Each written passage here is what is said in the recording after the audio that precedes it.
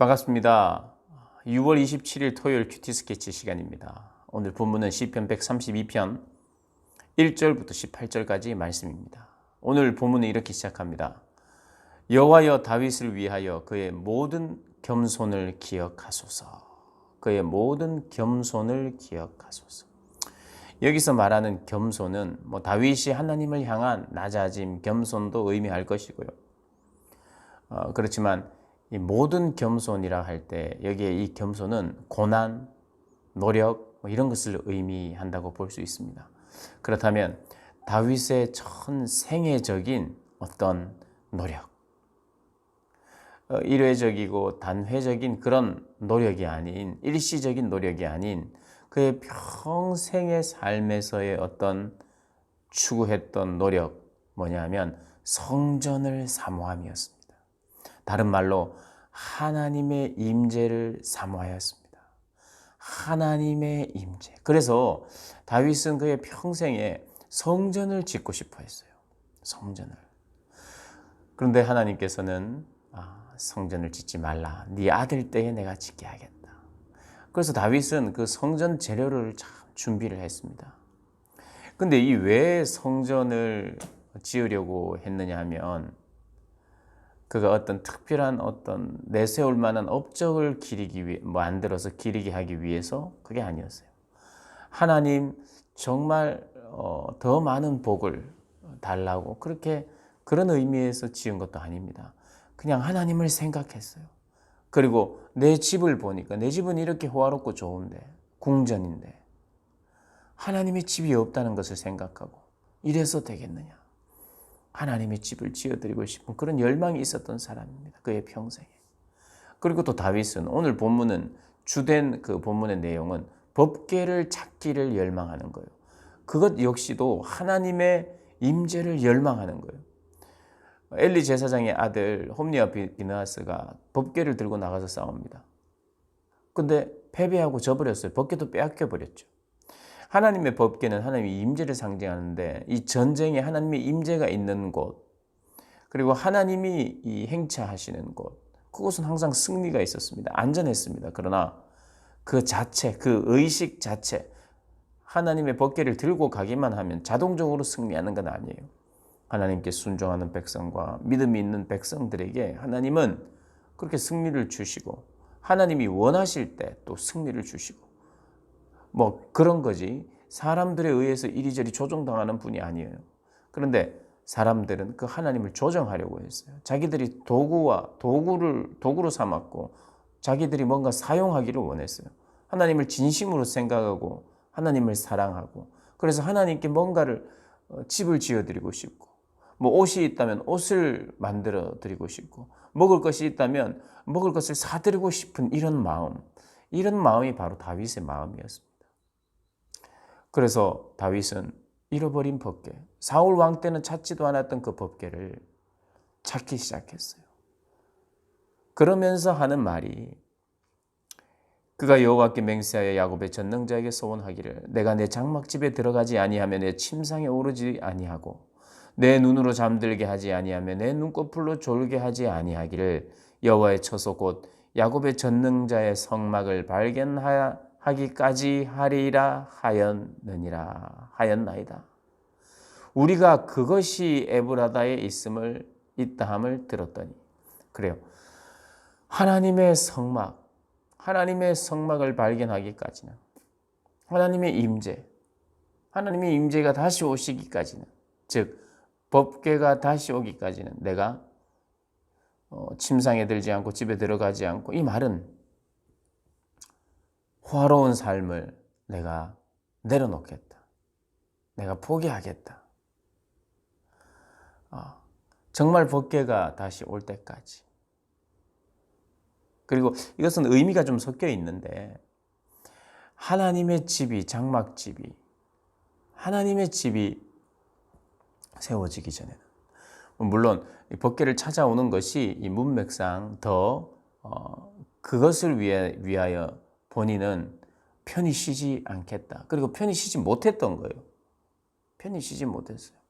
하나님의 법궤는 어디 있는지 참 안타까운 마음으로 하나님의 임재를 그리워하고 하나님을 찾은 거예요, 어떤 면에서. 그래서 이런 결단을 합니다. 그게 바로 모든 그의 겸손이었어요. 모든 노력이었던 거예요. 그러니까 그 이유가 하나님의 전을 또 하나님의 법궤를 찾고자 하는 그런 갈망이에요. 거기는 노력이고 고난이 들어가 있는데, 그래서 겸손을 모든 겸손이라고 표현한 것 같아요. 모든 겸손. 그가 내 것을 포기하고 내가 호화로울 수 없고 내가 편할 수 없고 하나님의 임재를 그리워하고 기뻐하고 또 기대하고, 그래서 결국 6절에 그것이 에브라다에 있다함을 들었더니 나무밭에서 찾았도다. 나무밭에서 찾았도다. 나무밭이 어디냐면 문맥상 결국에는 기랏 예아림 아비나답의 집에 이게 법궤가 머물고 있었어요. 그래서 그 법궤를, 그것이 에브라다에 있는, 다윗의 고향이 베들레헴인데 베들레헴의 한 지역인 에브라임 지역, 이 에브라임 지역에 있다함을 듣고 그 기란 여아림 아비나답의 집으로 가서 7절 우리가 그의 계신 곳으로 들어가서 그의 발등상 앞에서 엎드려 예배하리로다 하면서 8절에 이런 내용이 나옵니다. 여호와여 일어나소서. 무슨 말입니까? 여호와여 이제 가시옵소서. 가시옵소서. 행차하시옵소서. 주의 권능의 개와 함께 평안한 곳으로 들어가소서. 이렇게 이야기합니다. 주님 오시옵소서. 그래서 여호와여 일어나소서라는 말을 하고 있는 거죠. 주의 제사장은 의를 옷 입고 주의 성도들은 즐거이 외칠지어다. 9절입니다. 예배의 어떤 모습이죠. 10절 주의 종 다윗을 위하여 주의 기름 부음 받은 자의 얼굴을 외면하지 마옵소서. 주의 기름 부음 받은 자들, 그들의 자의 얼굴을 외면하지 마옵소서. 이 말은 기름 부음 받은 자의 후손들을 의미하는 것 같아요. 후손들. 우리 후손들도, 다윗의 후손들도, 솔로몬을 비롯한 그의 후손들, 그의 또 자녀들, 백성들까지를 의미하죠. 우리가 다윗의 후손 아니겠습니까? 그 모든 후손들을 기억해 달라. 그러면서 하나님께 여호와께서 다윗에게 성실히 맹세하였으니 변하지 아니하실지라 이르시기를 네 몸의 소생을 내 왕위에 둘지라. 네 자녀들을 왕위에 둘 것이고, 그리고 네 자손들이 이 언약을 지키면 그것이 영원할 것이다. 이렇게 약속을 하십니다. 그러면서 이런 말씀을 하세요. 14절에 13절 14절이 여호와께서 시온을 택하시고, 시온 예루살렘을 이야기합니다. 예루살렘 너희를 택한 것은, 그리고 자기 거처를 삼고자 하면서 이르기를 14절 이는 내가 영원히 쉴 곳이라 내가 여기 거주할 것은 이를 원하였음이로다. 내가 너희를 선택했는데, 내가 예루살렘을, 내가 시온을 선택했는데 그것은 시온이 특별하거나 다른 것에 비해서 남달랐거나 겸손하거나 이래서가 아니라 내가 원했기 때문이다. 내가 원했기 때문. 그러니까 하나님이 원하셔서 우리를 선택하신 거고, 하나님이 원하셔서 그곳을 시온을 선택하셨듯이 하나님의 원하심이라는 거예요. 하나님의 선택이라는 거예요. 그래서 우리 구원은 하나님의 선택이라는 걸 이야기합니다. 하나님의 그 사랑도 선택이에요. 사랑하는 여러분, 오늘은 우리가 이 다윗을 한번 묵상했으면 좋겠어요. 다윗이 어떤 사람이었는가? 하나님을 순수히 생각해드린 사람. 정말 하나님 생각을 많이 한 거예요. 그래서 여러분, 하나님이 우리에게 많이 말씀하시는 사람은 누구냐 하면, 하나님을 많이 생각하고 많이 묻는 사람에게 많이 말씀하세요. 하나님과의 교제의 시간이 많으면 많을수록 친해지는 거예요. 그러니까 다윗은 정말 하나님 생각을 많이 했어요. 식음을 전폐하고 내 모든 삶을 내려놓고 포기하면서 내 전 생애를 하나님 알기를, 하나님 찾기를, 하나님 모셔오기를, 어찌하든지 또 하나님 집도 짓고 싶어하고 법궤도 반드시 찾아야 되겠다. 내가 할 일은 법궤 찾는 일이다. 하나님을 모셔드려야 된다. 하나님을 섬겨야 된다. 이런 마음, 하나님에 대한 사랑, 목동 시절부터 하나님을 찬양하고 예배하고 하나님과의 시간들이 많았던 사람이에요, 다윗이. 그래서 내가 많이 생각하는 만큼, 근데 우리가 하나님을 생각한다고 할 때, 하나님을 생각하기 시작할 때, 하나님도 우리를 생각하시고, 또 우리를 향해 생각하신다는 것을 우리로 하여금 느끼게 하십니다. 하나님이 어떻게 보면 우리를 생각 안 한다는 뜻이 아니라, 우리가 말씀을 보고 기도하고 이런 신앙생활을 안 하면 하나님 우리를 생각 안 한다는 뜻이 아닙니다.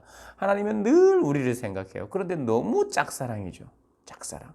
그런데 우리가 하나님을 향해 많이 생각하면 하나님도 우리를 생각하고 우리도 하나님을 생각하는 동안 이게 스파크가 일어나고, 그러면서 우리 안에 하나님에 대한 알미 다 풍성해지는데, 다윗이 그랬다 이 말입니다. 다윗이 시간만 내가 많이 내서 기도하거나 이런 시간만 내면 된다는 의미가 아니라 마음과 진심이 담겨 있는 거죠. 그 모든 우선순위는, 심지어는 그가 나라를 어떻게 다스릴까 이것도 아니었어요. 정말입니다. 다윗의 정말 관심은 내가 나라를 어떻게 다스릴까, 어떻게